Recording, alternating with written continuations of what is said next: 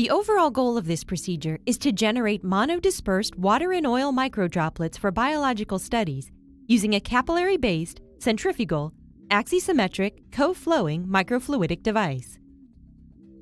This method can help produce monodisperse microdroplets for the biochemical field to advance the study of protein synthesis, single-molecule PCR, cell encapsulation, and simple modeling of living cells.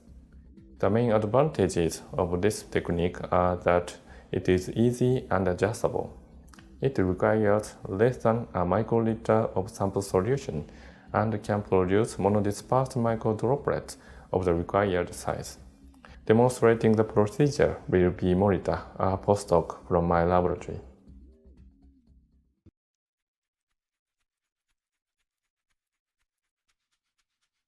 The capillary-based microfluidic assembly begins with preparing the capillary holder. Begin with milling 4 discs from 2 mm thick polyacetal plastic plates using a milling machine. The discs are used to form a column supported by rods and screws.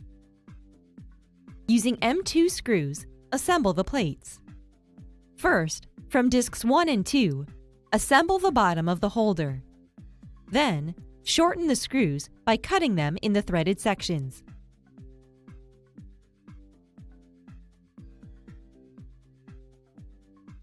Connect 3 of the 4 holes to secure the 2 discs, making a 0.9 cm stack.